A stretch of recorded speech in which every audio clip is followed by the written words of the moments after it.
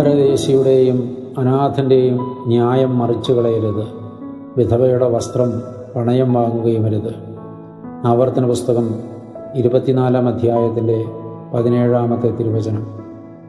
പരദേശിയാണെങ്കിലും അനാഥനാണെങ്കിലും അവരോട് അന്യായം പ്രവർത്തിക്കുന്ന ഒരു തലമുറയോടാണ് ഇവിടെ ദൈവം സംസാരിക്കുന്നത്. പരദേശിക്ക് അവൻ്റെ സ്വദേശമല്ലാത്തതുകൊണ്ട് തന്നെ ആശ്രയിപ്പാൻ ഒരിടവും കാണുകയില്ല. അവരെ പ്രത്യേകം കരുതുവാൻ ദൈവഭക്തന്മാർ ബോധ്യമുള്ളവരായിരിക്കണം. അതുപോലെ തന്നെ അനാഥൻ്റെ കാര്യത്തിലും. അനാഥൻ നേരത്തെ പറഞ്ഞിട്ടുള്ളതുപോലെ നാഥനില്ലാത്തവനാണ്. അവനെ ചേർത്ത് പിടിക്കുവാൻ മനഃപൂർവ്വം ദൈവഭക്തന്മാർ തീരുമാനിക്കണം. ഈ രണ്ടു കൂട്ടരുടെയും ന്യായം മറിച്ചു കളയരുത്. അത് ദൈവം സഹിക്കുകയില്ല. അതോടൊപ്പം തന്നെ മൂന്നാമതൊരു കാര്യം പറയുന്നത്,